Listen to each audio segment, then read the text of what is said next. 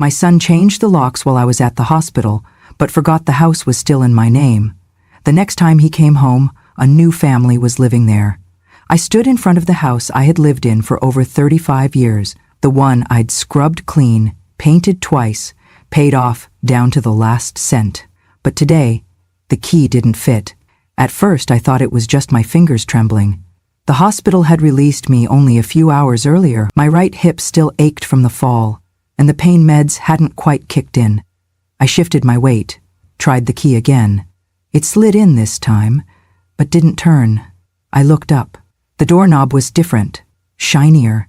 The old one had a little scratch from when Daniel, my son, tried to carve his name into it with a house key when he was 7. That scar was gone now. This handle had no memory. I rang the bell. Nothing. No sound. I stepped back and noticed the doorbell itself had been replaced, too. New frame, new casing, a different chime. Still, I waited.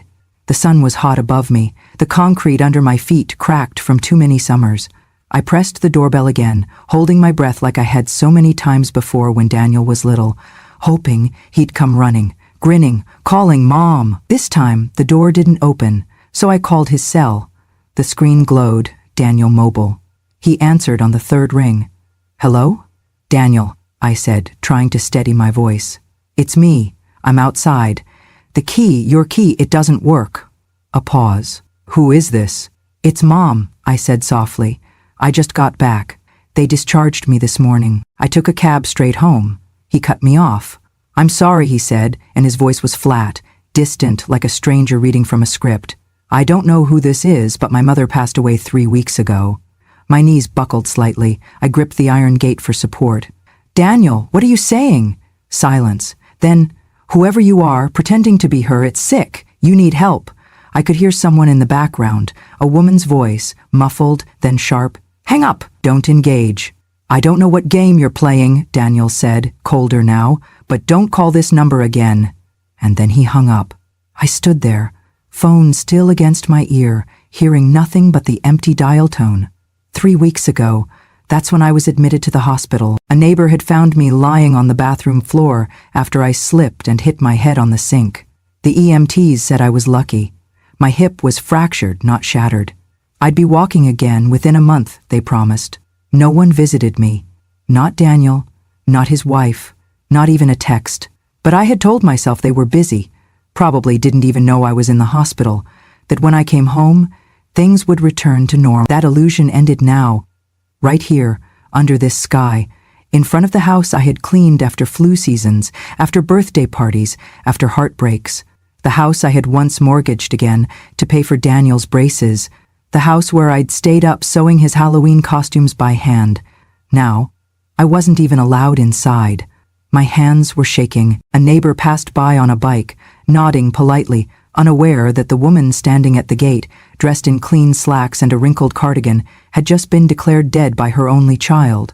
The lock gleamed at me, unbothered. The porch light had been changed too, motion sensor now. I stepped back and it blinked on. Bright, harsh, cold. Like him, like Daniel, the boy I had nursed through asthma attacks, the boy I had taught how to ride a bike in this very driveway, the boy I had fed, clothed, loved, and who now refused to acknowledge I existed. I didn't cry. I wish I could say I did, that I collapsed right there, weeping into my handbag like some tragic figure in a made-for-TV movie. But I didn't. I stood up straighter. I put the phone back in my purse, and I stared at the house until my feet stopped trembling. Inside those walls was my chair, my recipes, my wedding photo, the quilt I made when I was pregnant with Daniel, folded neatly at the foot of the guest bed. But I wasn't welcome anymore. He had changed the locks, and in doing so changed something else, something deeper, more permanent. I turned away. My reflection stared back at me from the dark glass of the living room window, an old woman with tired eyes and a cane. Someone forgotten, someone erased. I took a slow breath and walked back to the curb, not knowing yet that this moment wasn't the end. It was the beginning. 2 hours. That's how long I stood in the sun-drenched corner of the parking lot outside his office building, my cane balanced against the curb, my purse held tight against my chest like a shield. I had called the front desk to ask if Daniel was in. They said he was in meetings. I waited anyway. I could have left, I should have. But I needed to see his face. I needed to believe that the voice on the phone wasn't his, that there had been a mistake, that once he saw me, he'd run toward me, arms open, horrified by what he'd said. But when the glass doors slid open and he stepped out, the illusion cracked. He was laughing, wearing a navy blazer, phone in hand, beside his wife, Melissa. They looked polished, confident, unbothered. I straightened up, smoothed my blouse. My heart pounded against my ribs like it was trying to break free. He spotted me. His eyes narrowed. The laughter died. Melissa saw me next. Her lips pursed into a tight, annoyed line. Daniel's steps slowed, then stopped. His brows furrowed, but not with concern, with calculation. "Mom," he said, walking closer. But his voice wasn't warm. It was wary. I smiled, just a little. "Daniel, I need to talk to you. Just a moment. Please." He sighed. People were coming and going around us, suits, clipboards, lattes. None of them noticed the mother standing there clinging to her dignity. "Mom," he said louder now, "you can't just show up like this. You're making a scene." I blinked. "Daniel, I just came back from the hospital. The door was locked. You changed the locks. I don't understand. Why would you do that?" He looked away for a second, jaw clenched. Melissa stepped forward. "The house is ours now," she said crisply. "You weren't living there anymore. We needed the space." "Space?" I repeated. "Melissa, I was gone for 3 weeks because I broke my hip. That house? It's still my—" Daniel cut in, his voice low but firm. "Mom, let's not do this here." "Then where?" I asked. "Where can I talk to my own son?" He glanced over his shoulder. A few coworkers were watching now. Then, softly, he said, "You don't live there anymore. That's our family home now. You should think about finding a place that suits your situation better." I stared at him. "My situation? You're older, Mom. You need care. You can't keep living on your own." Melissa chimed in, crossing her arms. "We've been researching assisted living, some really nice places. You'll have your own space, meals, activities." My lips trembled. "You mean a nursing home?" Daniel rubbed his temples. "It's not like that." Tears welled in my eyes. "Daniel, I built that house. I paid the mortgage. I painted the walls. I planted every single rosebush in that yard. You took your first steps in that living room. That's the only home I've ever known." He stared at me for a long moment, then looked down at his watch like I was a burden on his time. "Mom," he said, voice hardening. "Don't make this ugly. Just let it go. Move on." My throat tightened. "I'm your mother, Daniel. Your real mother. Flesh and blood. How could you do this to me?" He laughed. It was dry, sharp, cruel. "Let's be real," he said coldly. "You're just some old woman now, a liability. You want the truth? You're a leech. You drain people. I'm done pretending you're still useful." The words hit like a fist. Melissa didn't even flinch. She folded her arms tighter. "You've got 2 options," he said, stepping forward now, close enough for me to see the disgust in his eyes. "1, you go to a home quietly. 2, I'll have you committed. You want to talk about that fall in the bathroom? I'll tell them you're unstable, that you forgot where you were, that you hallucinate." My heart stopped. He leaned in. "They'll believe me. I have power of attorney, remember?" My knees buckled. I reached for the cane. Melissa stepped forward. "Daniel, let's go," she snapped. "We're late." And then, as she brushed past me, she pushed. Not hard, but enough. My feet tangled. I slipped, fell. The concrete scraped my palms. My purse flew open, papers scattering onto the ground. My cane clattered next to the car tire. Daniel didn't move. Melissa didn't look back. No one helped me up. I lay there, staring at the sky, blue, perfect, mocking, wondering how I had ever called that man my son. People say your children are your legacy. That day, mine tried to erase me. The motel room smelled faintly of bleach and old pine cleaner, a mix that clung to the curtains and settled into the rough bedspread like memories that refused to fade. I sat on the edge of the bed, my cane propped against the chipped nightstand, and pulled the old leather folder from my bag, the one with the cracked corners and the faint scent of lavender oil I used to dab on letters decades ago. Inside were the papers that had traveled with me through every season of my life. I unfolded them slowly, the creases deep from years of being untouched. Yellowed utility bills, a copy of my nursing license, long expired but still bearing my maiden name, the deed to the house, my house, and beneath it all a photo.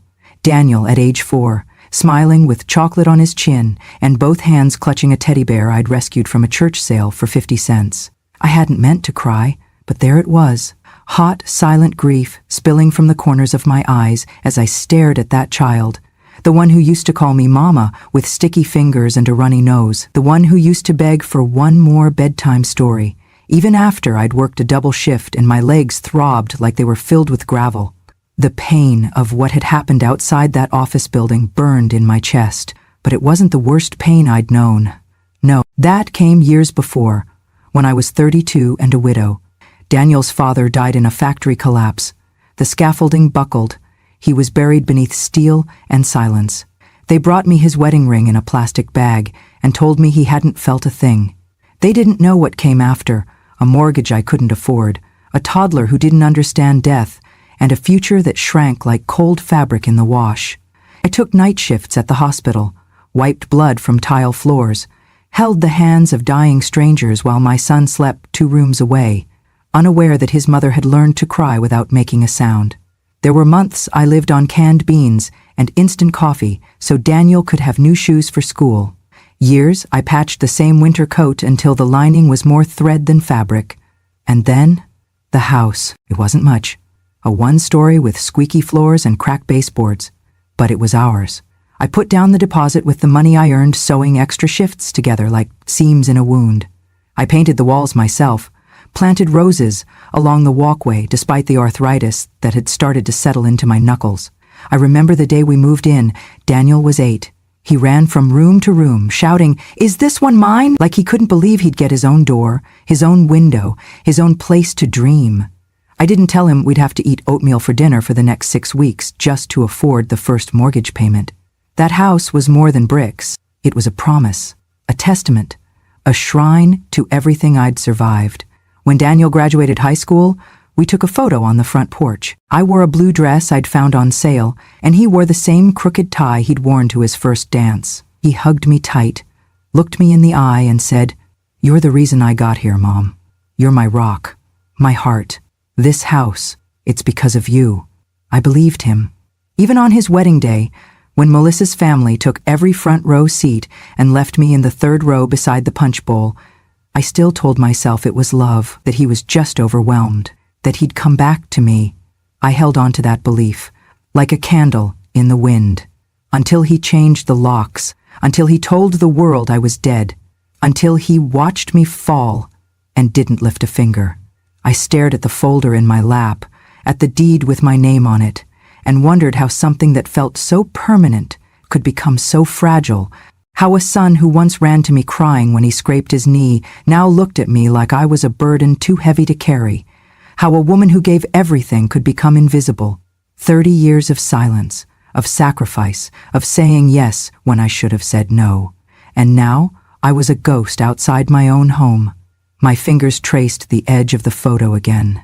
Daniel, the boy with the gummy smile, the boy who made me believe I could be more than my grief, the boy who once whispered, "I love you more than the stars." That boy was gone. In his place stood a man who called me dead, who watched his wife push me and did nothing, who stood on a foundation I had poured with my own hands and dared to claim it as his. I folded the papers back into the folder, stood slowly and looked around the motel room. Nothing here was mine, but at least I knew what was. That house was still mine. And it was time they remembered that. It was a quiet morning, too quiet, the kind where you can hear the sigh of the walls and the groan of your own thoughts. I stood in front of the small fireproof box I had dragged out from the bottom of the motel closet, my fingers trembling not from age, but from purpose. The key was still tucked inside the lining of my purse, the same purse I'd carried to every hospital shift, every PTA meeting, every funeral and graduation. I turned the lock slowly, let the click echo in the room like a drumbeat.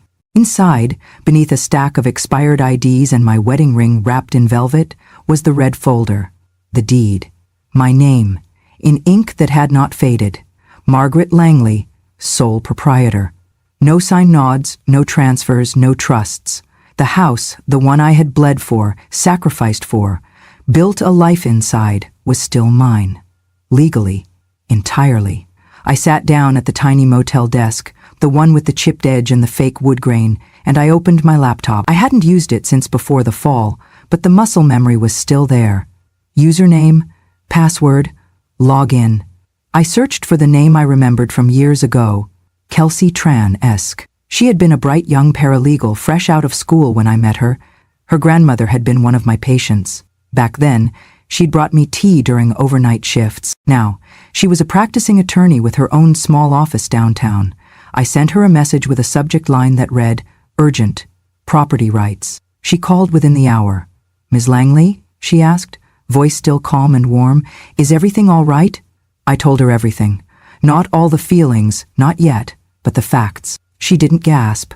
She didn't say, "How could a son do that?" She just asked for the address, the dates, the paperwork. And then she said, "Come in tomorrow. We'll fix this." The next day I walked into her office with the red folder under my arm. She looked older, yes, but still sharp, still kind. She reviewed the deed, scanned the title records, and looked up at me. "Margaret, the house is yours," she said. "Every legal document confirms it. There's no transfer, no co-ownership, no lien. If he changed the locks and claimed possession, he committed unlawful occupation. We can file for immediate action." I nodded slowly. "I want the locks changed," I said. "I want a new tenant." She tilted her head. "Are you sure?" "Yes," I replied. "I'm not going back there to live, but I won't let him take what isn't his." She drew up the paperwork that day. First, the termination of any prior powers of attorney. Then, a cease and desist letter, a formal notice of property reclamation, and finally, my favorite part, a public rental listing, charming 3-bedroom home available immediately for rent. Quiet neighborhood. Ideal for respectful, family-minded tenants. Preference given to single parents or multi-generational households. Must appreciate rose gardens. Kelsey smiled when she read it back to me. "Anyone in mind?" "Someone who still knows what a home is," I said. "Not just a place to sleep or decorate, but a place you honor." That afternoon, the papers were filed with the city. The letters were couriered to Daniel's workplace and his last known address. Within 72 hours, my locks would be replaced, the house would be legally reclaimed, and Daniel? He would be served. I sat in Kelsey's office long after the documents were signed, staring out the window at the courthouse across the street. My reflection looked back at me. Older, yes, but no longer trembling. There was steel in my shoulders again. He thought I'd fade, that I'd shrink in shame and shuffle into the shadows. But he forgot one thing. That house wasn't his inheritance. It was my backbone. It had held me through winters with no heat, summers with no air conditioning, nights with no sleep. It had held my grief, my pride, my son's laughter, and now it would hold justice. And I? I was no longer asking to be let back in. I was taking back the keys. It was a warm Sunday afternoon, the kind that smelled faintly of cut grass and distant barbecue smoke.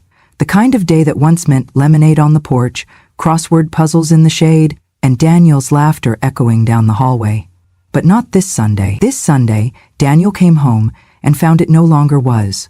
I wasn't there to see it in person, but the new tenant, Mr. Thompson, called me later with a tone caught somewhere between politeness and disbelief. He was banging on the door like he expected it to open by magic, he told me.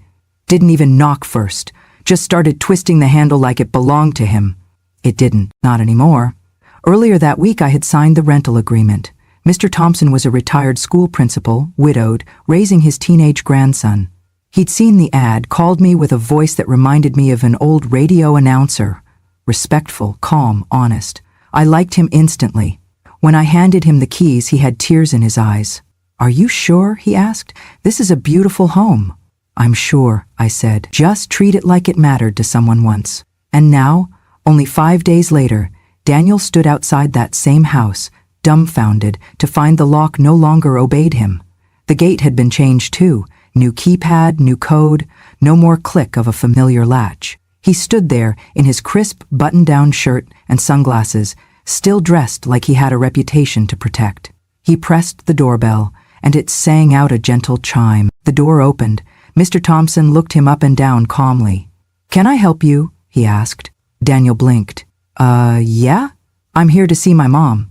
There was a pause. Mr. Thompson smiled. "She doesn't live here." Daniel's voice shifted. "This is my house." "No," Mr. Thompson replied, still pleasant. "This house belongs to Margaret Langley. I'm her tenant, and you are—" There was something delicious in the pause that followed. "I'm her son," Daniel snapped. "She's confused. I don't know what kind of scam—" "I don't think she's confused at all," Mr. Thompson said, folding his arms. Daniel tried to peer past him. The living room was visible through the open door. Same bay windows, same wooden floors, but the furniture was different. The curtains were new, and still, in the corner, stood the upright piano I had refused to part with, even when we couldn't afford electricity. I'd taught Daniel to play Twinkle Twinkle Little Star on those very keys, and there, on the shelf above the fireplace, sat a frame, a photo of me in my garden, holding a basket of roses, and beside it, the embroidered sign I had stitched by hand 27 years ago, "Bless this home." He stared at it. For a moment his mouth hung open. Then the anger came. "What the hell is this?" he snapped. "Where's my mom? Where's my stuff?" Mr. Thompson raised an eyebrow. "Nothing of yours was here. Not when I moved in. You can't just— She can't just. This is illegal." Mr. Thompson stepped outside now, closing the door gently behind him. "Son," he said with a voice that didn't rise, "you may want to talk to a lawyer before you start shouting on someone else's porch." Daniel fumed. "She's insane," he muttered.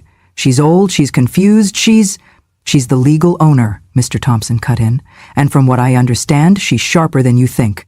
Daniel stood there, deflated, his pride leaking out with every breath. I imagined the scene as he finally turned away. No key to twist, no door to push open, no welcome waiting on the other side. Just the sound of his own footsteps echoing on the sidewalk that used to lead him home. But now it led nowhere. And inside, a new family was settling in.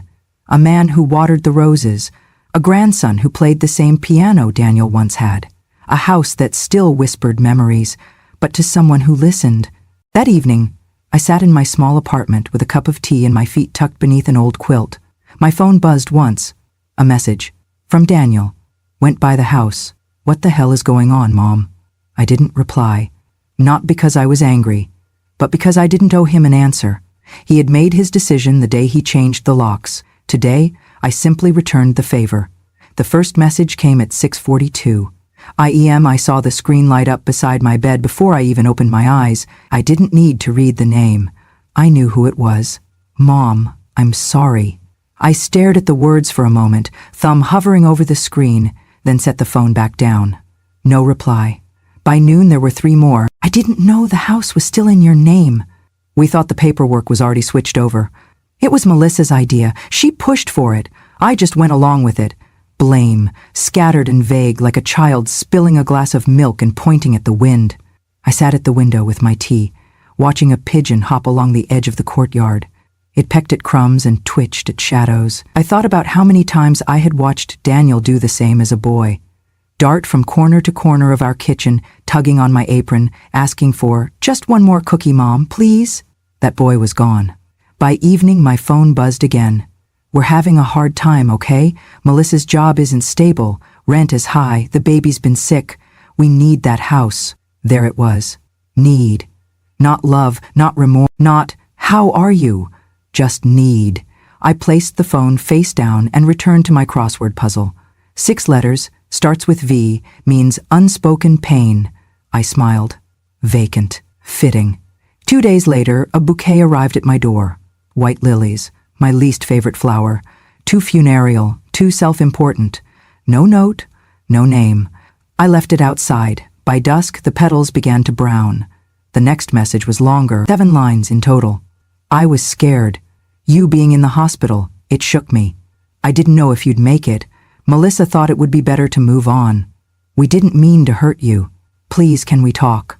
Please, Mom. I read it twice, then deleted it. My silence wasn't cruelty, it was clarity. For years I had answered every call, every favor, every half-hearted invitation. I had shown up to baby showers, mailed checks on birthdays, pretended not to notice when they seated me at the far table or forgot to list my name on the announcement. I had excused and absorbed and swallowed more than any heart should have to, and still, when I lay in a hospital bed alone, he didn't come. But now that the locks had changed for him, now that someone else stood where he thought he'd plant his flag, now he remembered my number. I didn't reply to the 7th message either. I let the bouquet rot on the welcome mat of someone else's house. I brewed tea with honey, curled beneath my quilt, and read a novel with no mother character. Just a woman, whole, flawed, free. At some point that night, my phone buzzed one last time. Just tell me what I need to do to fix this. But there are some things silence answers better than words, and some wounds that close, not because they were mended, but because they were no longer open. He came on a Tuesday. The knock was hesitant, 3 short taps, followed by silence. Not the kind of knock Daniel used to make as a boy when he forgot his keys and knew I'd be waiting just behind the door with a smile and a towel for his wet hair. This knock was older, heavier, ashamed. I opened the door and there he stood, my son. Hands in his pockets, shirt wrinkled, hair uncombed. He looked like someone who hadn't been sleeping well, not that I asked. "Mom," he said, eyes downcast. "Can I come in?" I didn't move, didn't answer. He took that as permission and stepped inside. My apartment wasn't much, a simple 2-room space with second-hand furniture, thrift store curtains, and a tea kettle that sang when it boiled. But it was mine. Every item had been chosen because it comforted me, not because it fit someone else's taste. He looked around like he was seeing me for the first time. "This place is..." He trailed off. "Small? Modest? Beneath you?" He didn't finish. Instead, he sat down at the edge of the armchair, like a man waiting in a clinic. Back straight, eyes tired, words rehearsed. "Melissa doesn't know I'm here," he said. I raised an eyebrow.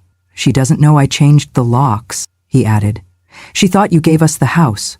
I let her believe that." Of course he did. He leaned forward, elbows on knees. "I panicked," he said. "You were in the hospital and I thought, what if you didn't make it? We'd be stuck. No will, no deed, no plan. She was pressing me. I was scared. Scared. That was the word he chose. Not cruel, not selfish, just scared." He looked up at me, waiting for something, pity maybe, a softening. Instead, I walked to the drawer by the kitchen and pulled out a single sheet of paper. I handed it to him. He stared at it. His face changed. It was a photocopy of the 5-year lease I'd signed with Mr. Thompson. Dates, terms, initials, everything legal and binding. "Effective immediately," I said softly. "The house is no longer available for family use." He blinked. "So? That's it?" "That's it." He looked down again, jaw clenching. "I thought maybe you'd..." "Let me explain." "You just did." He folded the paper in half, then again. His hands were shaking. "I didn't mean for it to go this far," he said. "I thought I was doing what needed to be done." I nodded once. He looked up. "That's all?" he asked. I met his gaze. My voice was calm, steady. "You said it once," I told him, "that I was your home, that everything you were started with me." He didn't deny it. "Well," I continued, "you've made your own home now, one where I don't belong. And that's fine. But you don't get to come back just because it's convenient." He opened his mouth, closed it. I walked to the door. He stood slowly as if the weight of his choices had finally caught up with him. At the threshold he turned. "You're really not going to forgive me?" I didn't smile, didn't frown. "I already have," I said. "But that doesn't mean I'm coming back." He nodded. Just once. A small, resigned motion, the kind people make when they realize the fight is over and they lost. He stepped outside, paused. Then I said it, quiet but clear. "I used to be the house you came home to, Daniel. Now I'm just the landlord." And then I closed the door, not in anger, not in hate, but in peace. Because for the first time in my life, I wasn't waiting on the other side. The smell of garlic and rosemary drifted through the little apartment like a memory I chose to keep. The table was set with mismatched plates and napkins folded into triangles. A simple blue tablecloth draped across it, the one with tiny sunflowers stitched in each corner. I had found it in a thrift shop the week before, and bought it for no other reason than that it made me smile. Tonight was dinner. Not a celebration, not a holiday, just a night I chose. 6 guests, all women, all over 60, all survivors of one kind or another. There was Helen, who'd once been forced out of her daughter's house when she became too much work. There was Darlene, whose son sold her car without asking and told her she was safer not driving. There was Estelle, whose only crime had been outliving her usefulness in a family that valued appearances over people. And then there was me. We brought dishes like offerings to an altar, warm bread, roasted vegetables, lemon cake. Someone brought wine, someone else brought tears. No one apologized for either. The apartment filled with the sounds I'd missed for years. Forks clinking, laughter that went unshushed, stories told without fear of judgment.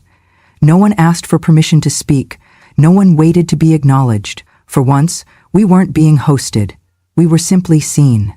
After dinner, I brought out the old teapot, the one Daniel used to call the genie lamp. It still whistled when it boiled. The sound made someone laugh and someone else cry. We sat under the string lights I had taped across the ceiling beams. Not fancy, but warm. Intimate, like fireflies in a jar. Helen raised her glass. To the forgotten, she said. Estelle added, to the ones who were asked to leave the house, but never left the love. I smiled, and I raised my own glass. To the women who were told they were too much, too loud, too old, too expensive, and to the truth they carry quietly. We clinked, and I felt something rise in my chest. Not sadness, not rage, something lighter, peace. After they left, I stood in the doorway for a long time, watching the hallway go still. The scent of roasted garlic lingered on my sleeves. I breathed it in like perfume. The next morning, I woke early. No alarm, no demand, just birdsong, the soft kind that slips through cracked windows and lands gently on your skin. I made coffee, sat on the small balcony with a blanket around my shoulders. The world moved without me needing to chase it. For once, I wasn't proving anything. I wasn't Daniel's mother, or anyone's burden, or a woman waiting to be let in. I was simply Margaret, owner of a house I no longer lived in, but still owned, landlord, survivor, friend, a woman who had once been erased and then redrawn by her own hand. Later that afternoon, I walked to the bookstore, browsed without rushing, bought a novel I'd never heard of just because the cover was blue and peaceful. I stopped by the flower stand on the way home and bought myself tulips, yellow, bright, alive, the kind no one had to send out of guilt. When I got home, I placed them in a chipped glass vase and set them by the window. And then I sat, not because I was tired, but because I finally could. If you've ever been called a burden, not to your face, of course, not always. Sometimes it's said with a sigh when you ask for a ride to the doctor. Sometimes it's in the silence when your birthday goes unmentioned. Sometimes it's the way your chair is the only one without a cushion at the family table. Sometimes it's just how they look at you when you forget something twice. If you've ever stood in the doorway of a home you built, brick by brick, choice by painful choice, and felt like a stranger in it, if you've ever walked past a hallway filled with photos of people you raised and not one of them includes you anymore, if you've ever held your tongue so long that it began to bleed into your chest and you called it peace because no one else wanted to hear the truth, then this story was for you. This story was not just about a house. It was about a woman. A woman who gave and gave and gave until they forgot she had anything left to take. Until they started treating her like the floor beneath their feet. Solid, silent, stepped on, expected to hold the weight and never complain when it cracked. They thought she'd vanish. But here's what they didn't understand.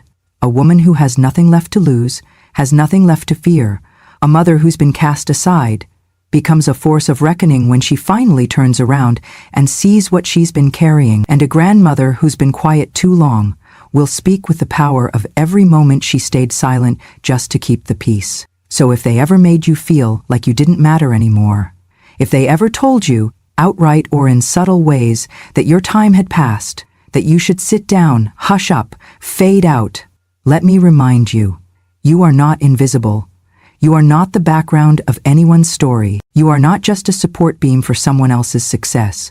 You are not a faded photograph on the mantle. You are not a leftover. You are not a mistake. You are the reason the house stood as long as it did. You are the one who paid the bills while they slept. You are the one who stayed up when they were sick and clapped when they were proud and forgave when they forgot. You have the right to say no. You don't have to accept the scraps. You don't have to smile through the insult just to keep the invitation. You don't have to be grateful for being tolerated. You don't owe them your silence. You don't owe anyone the version of you that gave and got nothing back. You have the right to take back what was always yours. Your voice, your story, your place at the table, your name on the deed, your photo on the wall, your seat in the center, not the sidelines. And maybe, most importantly of all, you have the power to rewrite your ending. Sometimes it comes with shouting. Sometimes it comes with a set of new keys, a lease agreement, a pot of tea, a dinner table full of people who choose you, not because they're obligated, but because they see you. Sometimes revenge is peace. Sometimes it's a locked door. Sometimes it's an unlocked heart. And sometimes it's simply choosing yourself after everyone else forgot to. So if this story reached you, if it made your throat ache or your eyes burn, if it reminded you of something you've been too tired to remember, then you are not alone. Not anymore. Because here at Grandma True Stories, we don't tell tales for pity. We tell them for clarity, for justice, for the women who built empires out of empty pockets and were paid back with silence. Here, we remember. We remember every comment they thought we didn't hear, every favor they forgot we gave,